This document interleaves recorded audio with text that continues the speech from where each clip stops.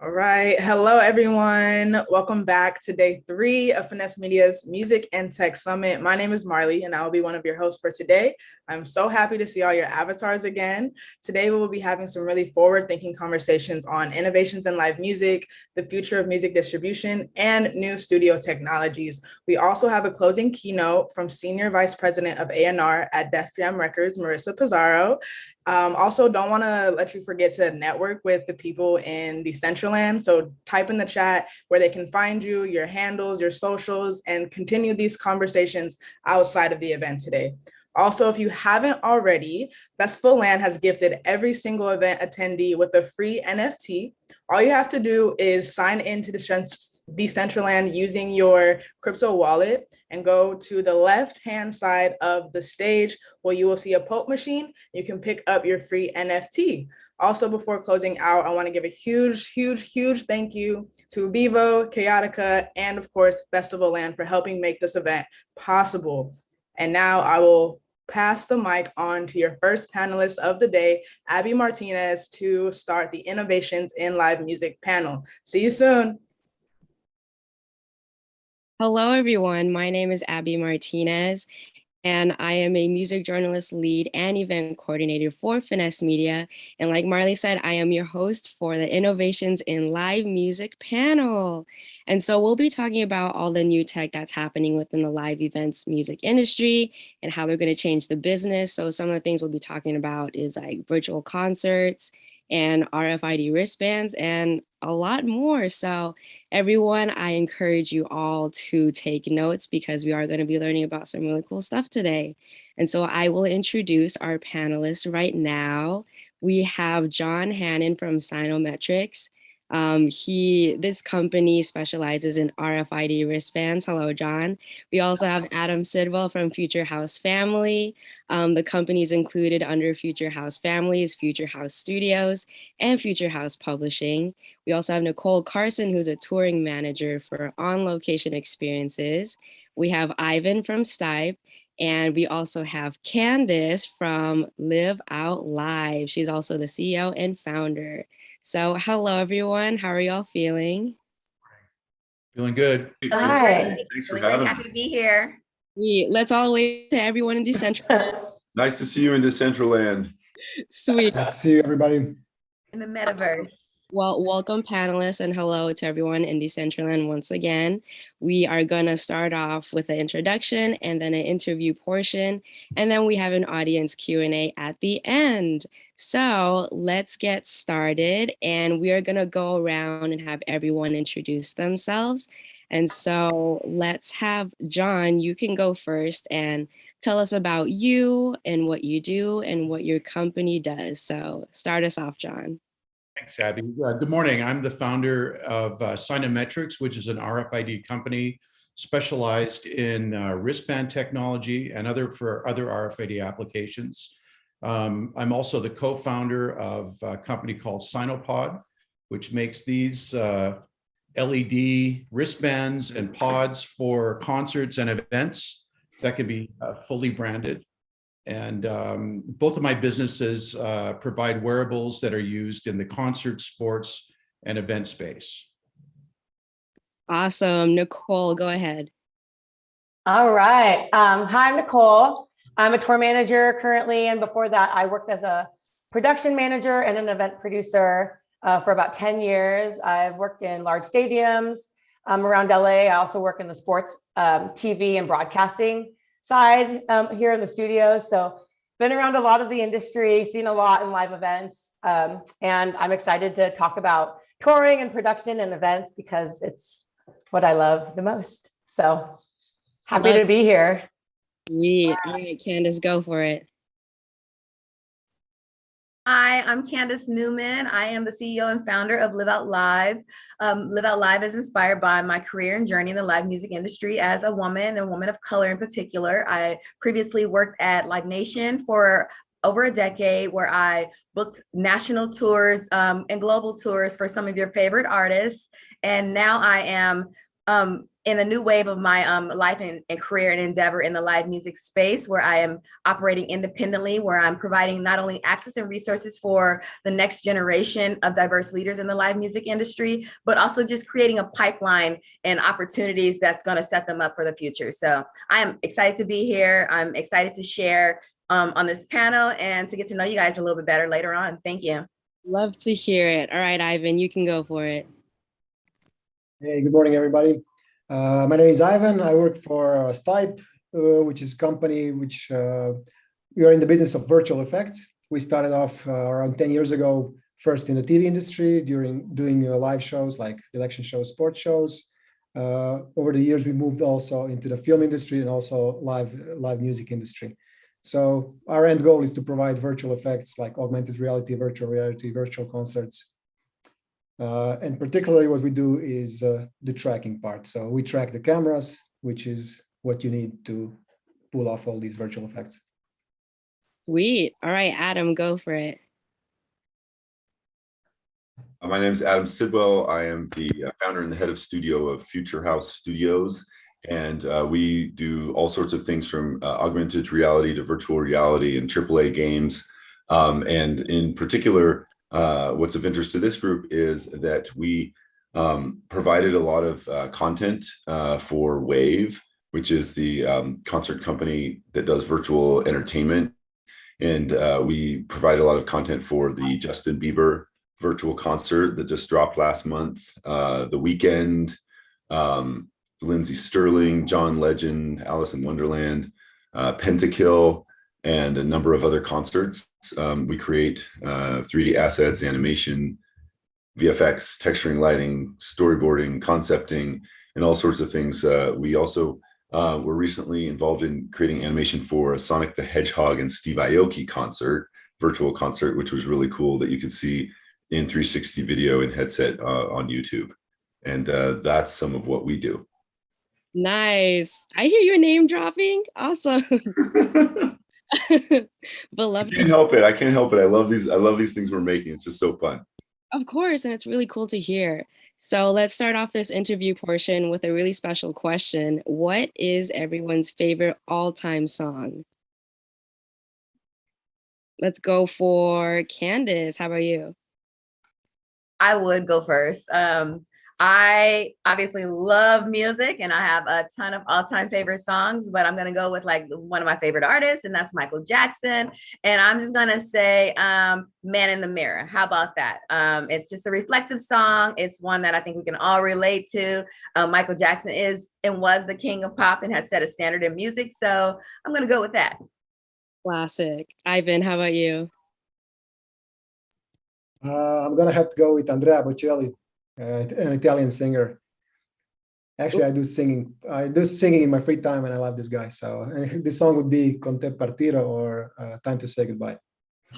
Love it. My dad used to always play Andrea Bocelli, so love that. All right, John, how about you? I'm going to go a little old school with maybe Rolling Stones' Give Me Shelter. I like this song, and of course, I saw the Rolling Stones 2 years ago, and they were just as great 2 years ago as they was like 25 years ago. So give me some. Awesome. Nicole, how about you? This is the hardest question you could have asked any like, because I also do music full time. So I'm a musician and I'm opera trained. So when you said Andrea Bocelli, I was like, oh my gosh. But I sing metal now. So I have to say my pick is going to be Iron Maiden's The Trooper, because Bruce is like my muse and I worked with the band before, and like he's like the best fusion of me, like opera with metal together, and I just love them. So that's my final answer. Dream come true. Awesome. And how about you? So I think I'll go old school a little bit too. Riders on the Storm by The Doors. Oh yeah. Nice. All right. Well, the music taste is fire in this panel, by the way. So now we can get into like the deep questions. So can a few of you tell me about how your role plays a part in the grand scheme of like this intersection of live events, music, and technology? And we'll kick off this question starting with John.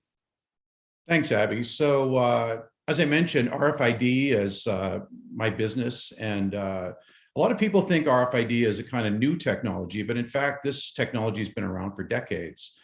What we're seeing now is more interest in using RFID for live events such as music, concerts, pool parties, this type of thing. And I think especially with the advent of the pandemic, people now are reaching out towards contactless technologies. RFID, of course, I just have one wristband here. You know, it just sits on the wrist. You have readers placed around your venue. It's a tap and go system. Nobody has to exchange money or touch anything. This has made RFID really useful for moving crowds very quickly.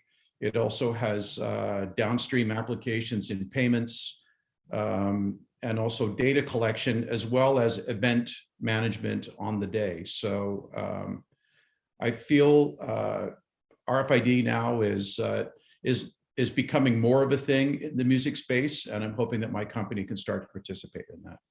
Yeah, 100%. Especially with like making sure that we don't spread the virus around, having things go contactless is perfect.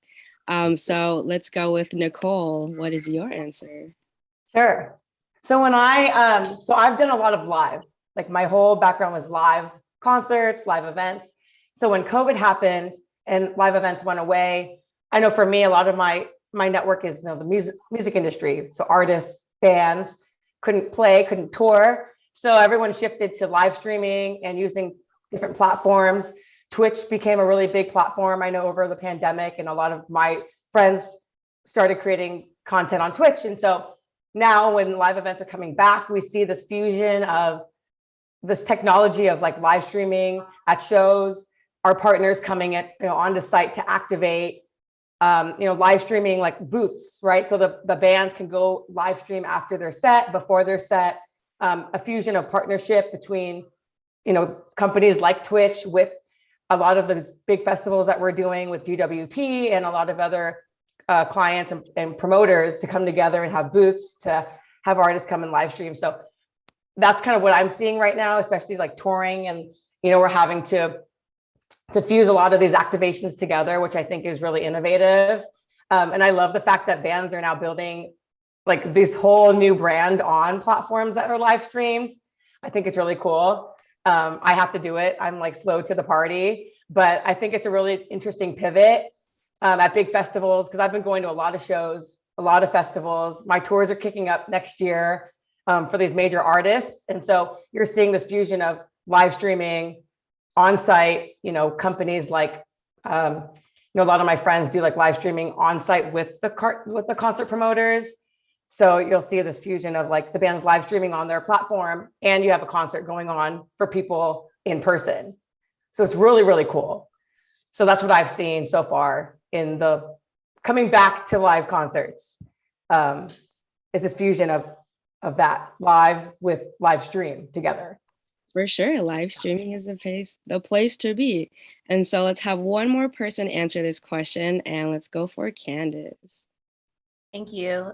So much like Nicole, I am on the booking side and the booking and promoting side. So I am interacting with many different levels in the live space. But my role in particular is just kind of just stay on the forefront of what's happening and what's cutting edge, so that I can be someone who's facilitating the best and maximize the best opportunities as I continue to book and promote tours across the globe, right? So working with these companies, as well as the artists, and figuring out how they can stay on the forefront of the newest and best technology, how their fans can interact with them in the most effective and impactful way since the pandemic, but also making sure some of these companies are leveraging their opportunities in the live space as well. So it's just basically me being on the forefront, being knowledgeable about all of the technology that is happening, like what John is doing and what Adam is doing in the augmented and virtual space, and bringing that to the artists and making sure that they have an opportunity to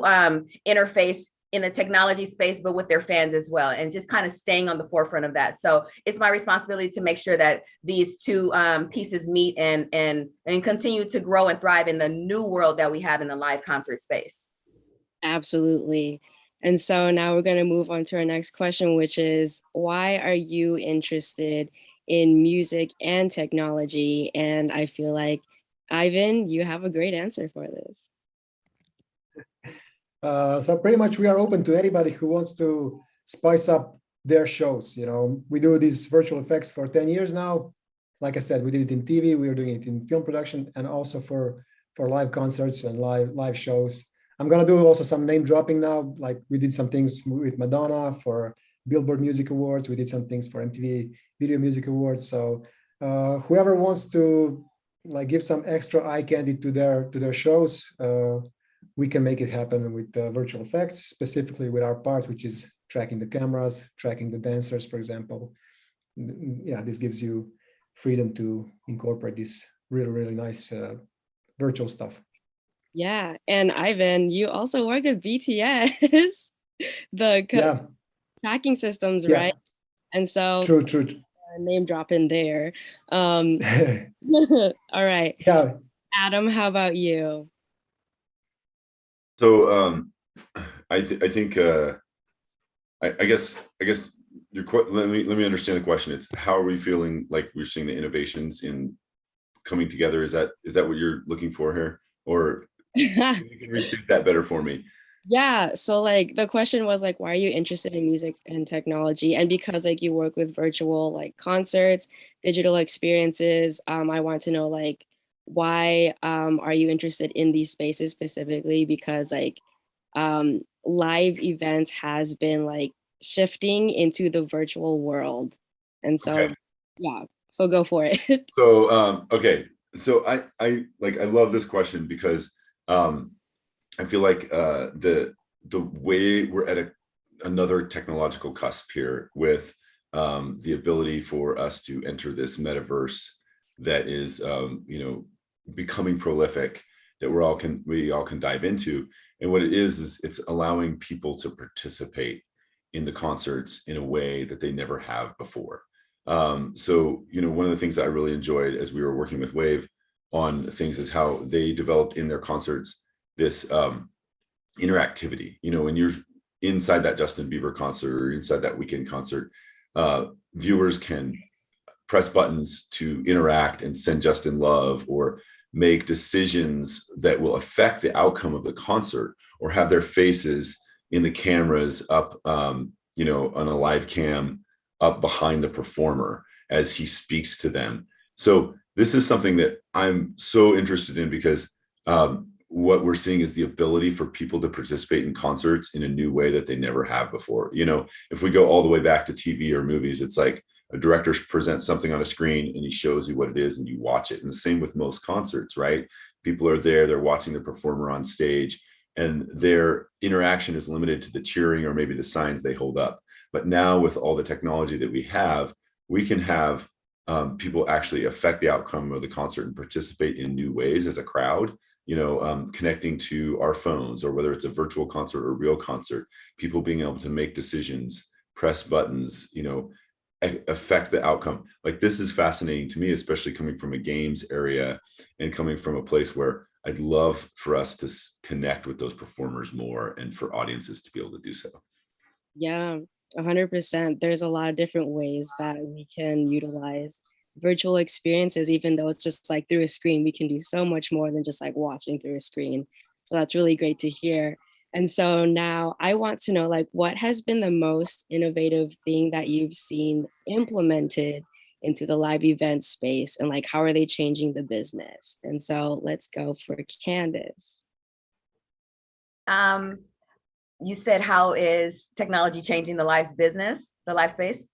What has been like the most innovative thing that you've seen within the live event space? I would say not quite innovative, but like just virtual concerts. It's something that had been happening before the pandemic, and then the pandemic really made it a thing. It made it much more in demand because people's hunger for some type of concert experience, even if it's not live. Like I always say, like live only happens once, right? It's when you're there, it's when you're experiencing it. But virtual allowed it to, you know, expand beyond that. And it's not mind blowing. It's not a concept that was not happening before the pandemic, but it's one that has really taken a forefront and really allowed the concert industry to expand. So I'm going to give virtual concerts a lot more, you know, credit. And I know that there is a future there. As long as we continue to be cutting edge and innovative in that space, there's going to be a lot more opportunity in the virtual concert space. I don't think it's gone away. I think it's a good ancillary opportunity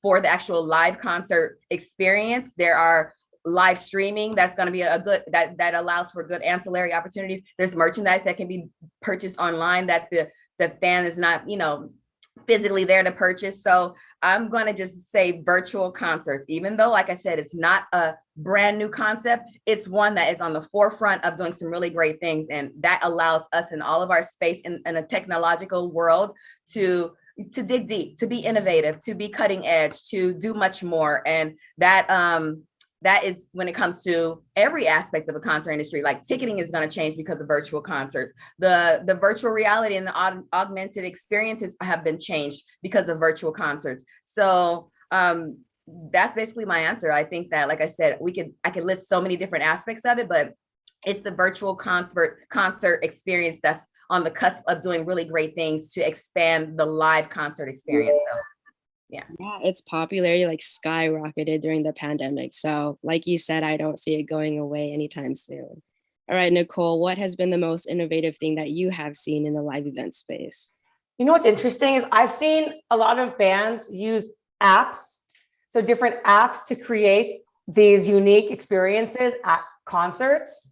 And the first time I don't know if that's like a new thing, it's just something I saw and I was like, oh, this is really cool. And I just seen it kind of grow over the pandemic. Because like at a show, you download an app, and then through the app, you can either like, you hold it up around the venue and it creates this like alternate universe of like some, you know, whatever the band's theme is, right? You might be in outer space, you might be, you know, in some other world. And so I thought that was really cool, is like the use of an app to create this unique concert experience.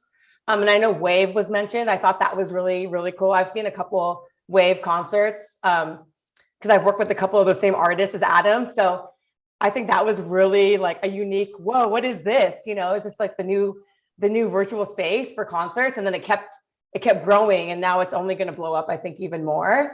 So I think with things like that, like an augmented space using apps, I've seen a lot of VR headsets now being used at concerts to put these fans into like some other experience and to create some unique artist experience at these activations. We do like an artist might have a lounge with VR headsets and like these really cool augmented reality setups. I don't know. It's just all this stuff is it's so trendy, and it's only going to get cooler. And so I've seen some really, really cool activations at festivals lately, like with those type of things, with these headsets and apps and all of that. So I think that's pretty cool.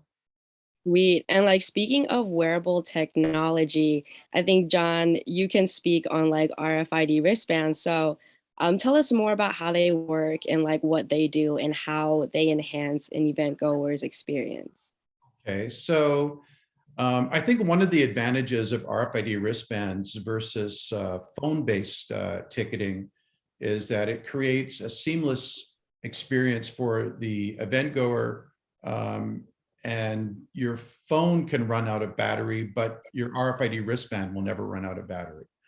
And so I know that from my own experience of going to a lot of festivals that had RFID wristbands, they were really useful for moving people quickly through the access control gates.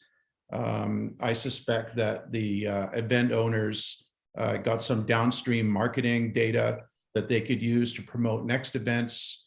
I think they also used that data to control the events, how many people were at different stages, watching what shows at what time, maybe how many drinks they had sold, and those kind of metrics. I think the one thing that I've noticed is the underuse of the RFID wristbands at live music events. And what I mean by that is, people go there to experience what's on the stage. But very often, especially at a 3-day festival, for example, there's so many things that they could experience off the stage, in between shows. For example, photo boothing, green screen activities where pictures could be taken and uploaded to social media accounts to get a kind of multiplier effect across the web, to reach out to people that are not at the event. These kind of things are really easily embraced by sponsors who typically take a wristband, just like this one here, and they put their name on it, the concert name. So they get their high profile brand is on everybody's wrist for 3 days at a music event at relatively low cost.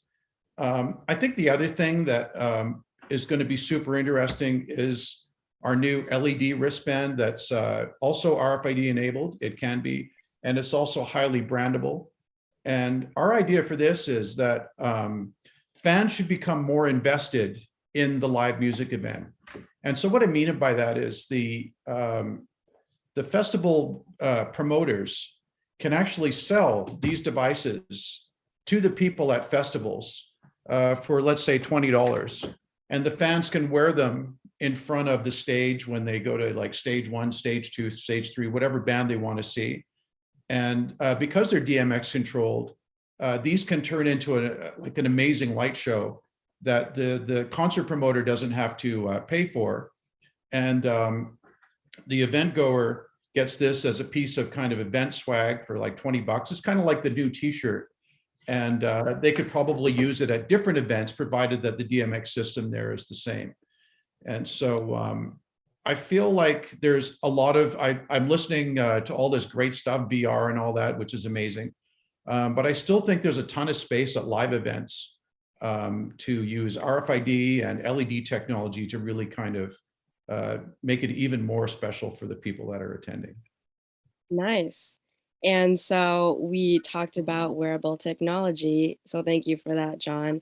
And I want to move into the virtual space. So Adam, why don't you tell us more about like virtual concerts and like projects that Future House Studios has done? Sure.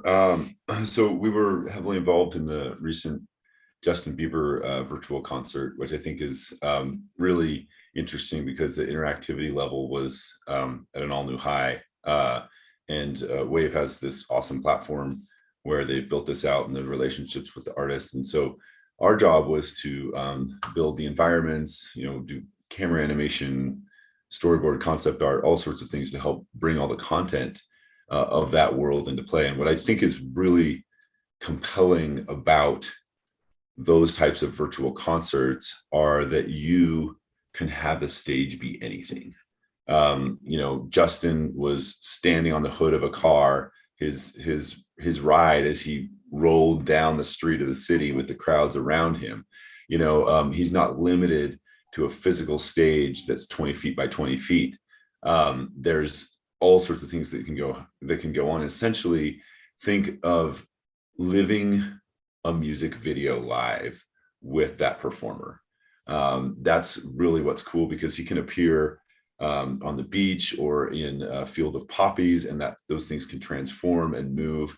One of the cool and innovative things I think that was done with the Weeknd performance is the way that the Weeknd was featured on a stage, but he was also featured 100 feet tall in a post-apocalyptic city with floating debris. Those are the kinds of things that you can't do in a physical space without magic.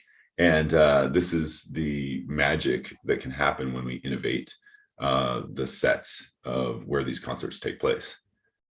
And I do think that it's an evolution that is only going to complement the live event space. You see, even 3 years ago, there's the League of Legends K-pop band, which all exists virtually, right? But they had their animated characters dancing live on stage through augmented reality with the real life performers.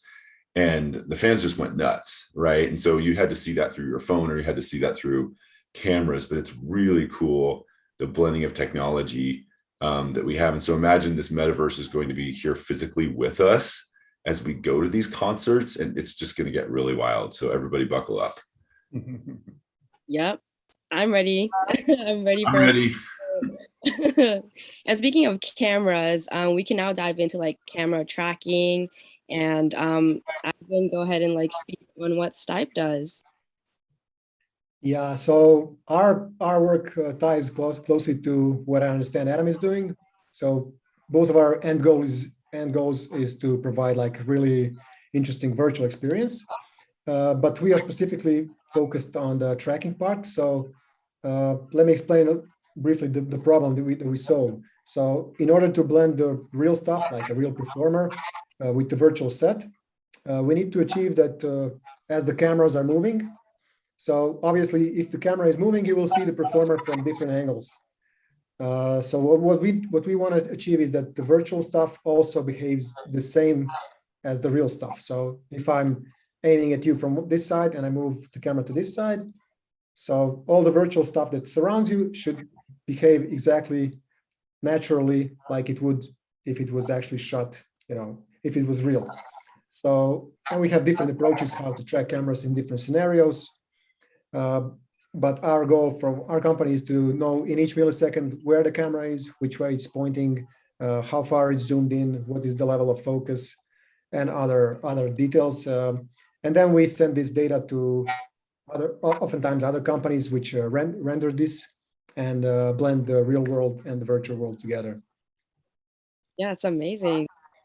And so now that we've covered like all the different things that all of y'all are doing within the live event space, in person and virtual, I want to know like what are some ways that folks can get involved within this intersection of live events and tech?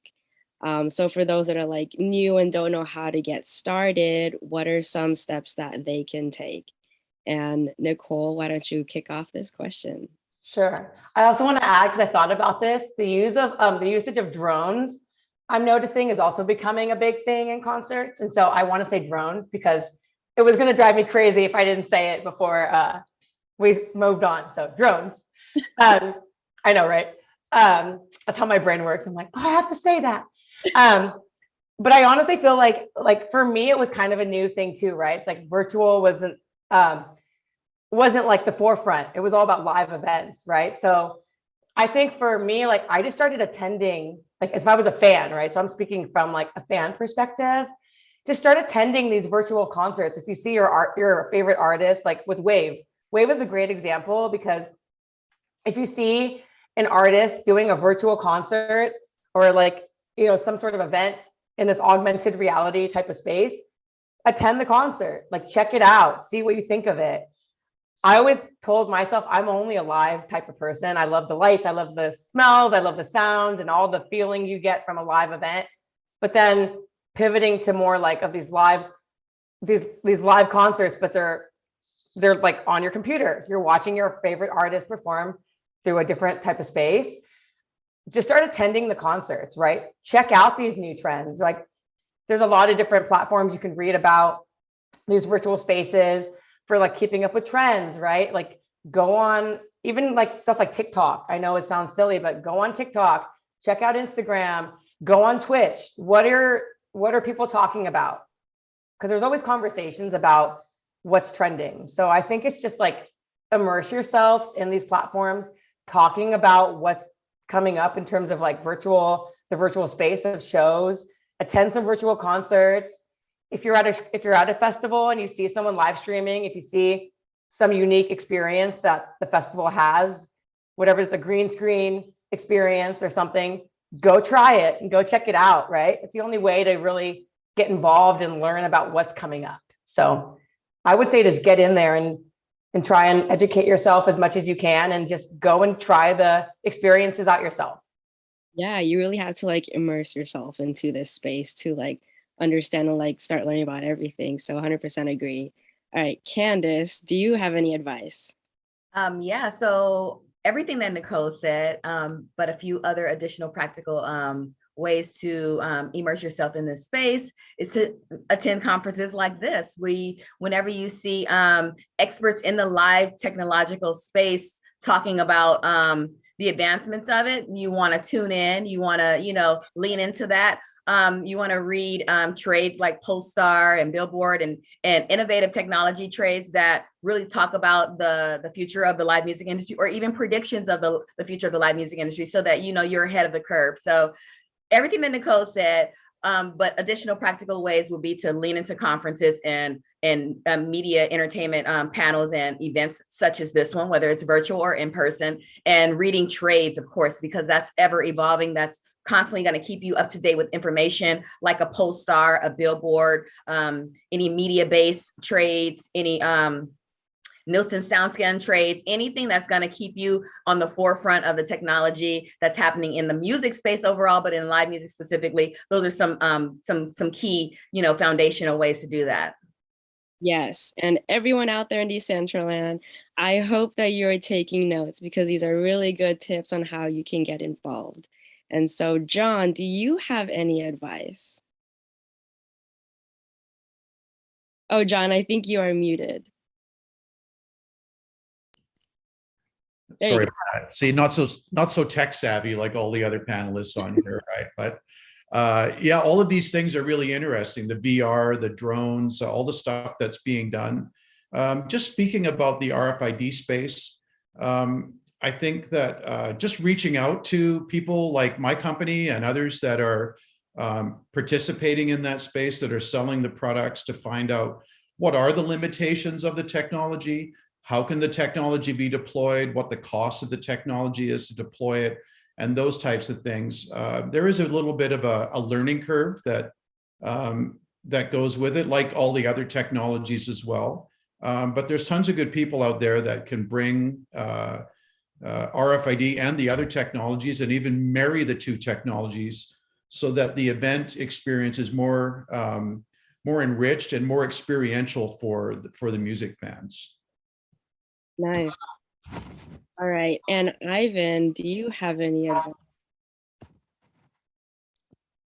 So I guess the person needs to know what they want to achieve, what they're striving for. Everybody has an idea when they have a project in mind, what at least abstract what direction they kind of want to go into, and then it's about exploring, and like others have said, you know, attend some panels like this, get inspired by what people are doing, and see what you would do different, what you would do better, what you would do in your different unique way, and then look for people who can help you pull it off. Yeah, very important to know about like where you want or how you want to get started, by like figuring out where you want to like start learning about. And Adam, do you have any advice?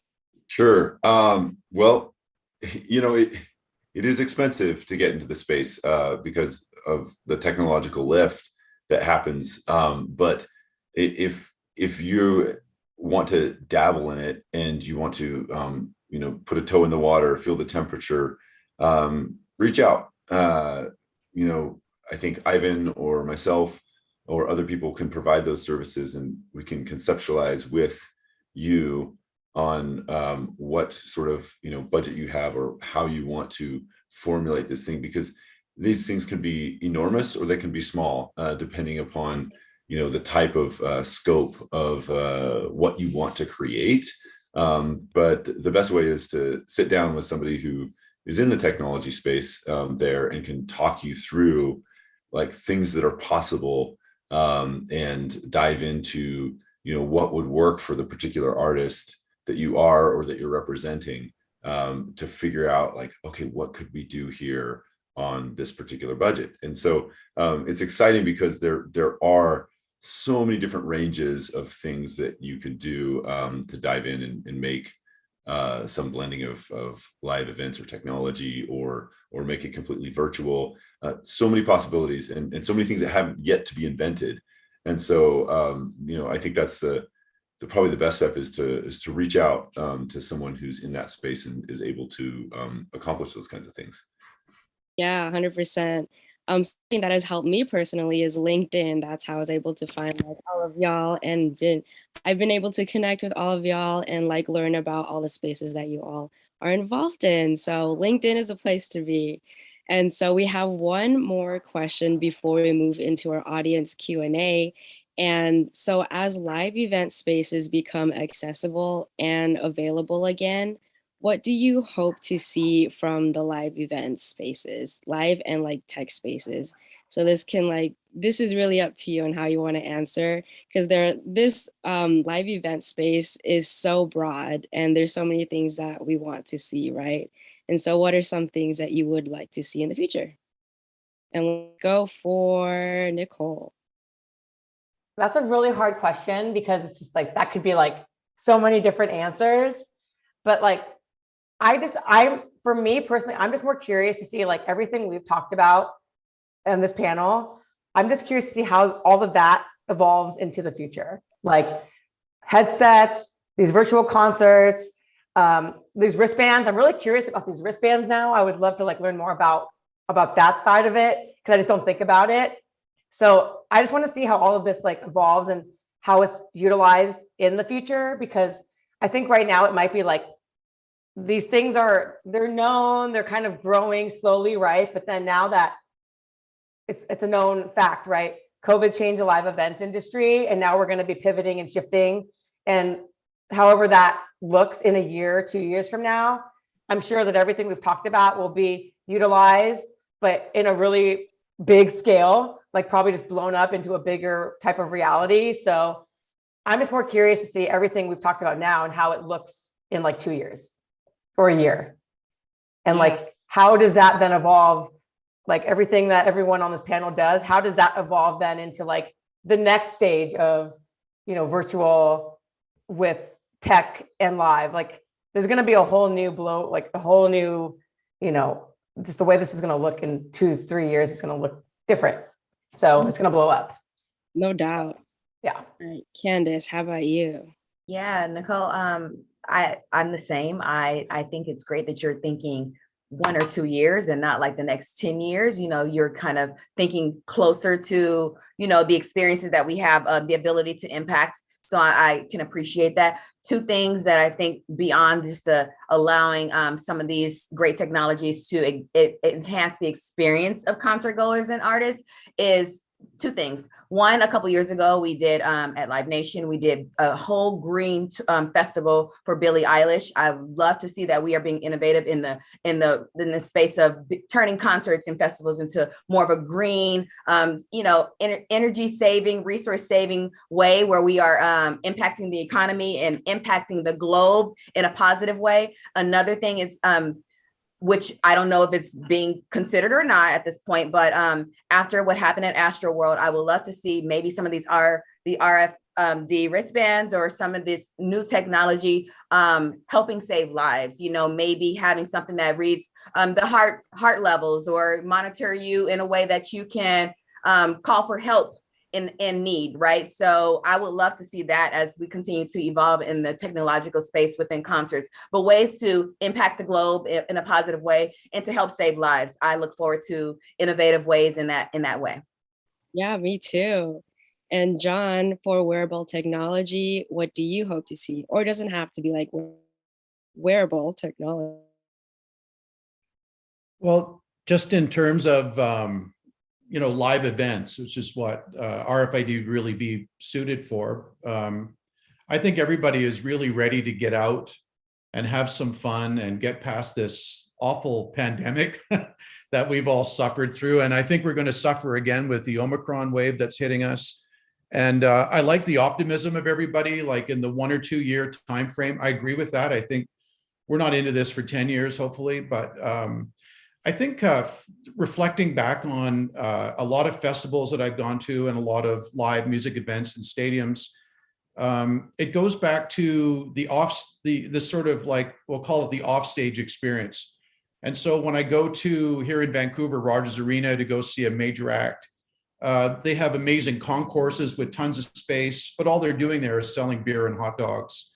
And you don't really get the benefit of anything until you walk into the arena, take your seat, and the show starts. I do think that there could be more interactive events, especially utilizing sponsors and allowing people to interact with brands. I know that at live music festivals over like a weekend, there's only so many drinks you can have and hot dogs you can eat and food truck experiences that you can kind of endure before you start needing something else. And again, I think I know from some of the work that we've done with other agencies and with major brands like the FIFA World Cup Tour and the Olympics, they brought a lot of interactivity through like using RFID wristbands for treasure hunts and for triggering interactive experiences that cost relatively nothing to put on, and I think add a lot more to the whole event goer experience. So I'm kind of hoping that the next time I go to a music festival, in addition to a lot of drinks and a lot of hot dogs, there's also, something else that's to do outside of just watching the bands on the stage. Yeah, we shall see in the next I few hope. years. Sooner is better. All right, for the virtual world, Ivan and Adam, do you hope to see anything in the future happen or like be implemented? Sure. I hope to see the more blending of the virtual worlds in the live space as live events come back. I really want to see the fans from the virtual worlds interacting with the fans who are actually boots on the ground at the concert, physically there, and then seeing some of that fan voting and influence of what goes on at the concert. I'd love to see that implemented, because what happens is it makes that concert a worldwide event. If your concert is in Seattle, you can be in Istanbul and still participating. And that's what I love about it, is that the way to bring people together from across the world that, wasn't accessible to people before. And that's promising. Mm-hmm. Ivan, how about you? Yeah, I can agree with that. The virtual stuff is growing so much, and it's been forced to grow because of the pandemic. The real world stuff was completely cut down. I'm hoping the real world stuff is gonna, come back again, and we're gonna take the best from both worlds. The virtual stuff is so exciting and so magical, and I'm in this industry, and nobody knows how it's gonna look in the future, because every year somebody comes up with a new idea.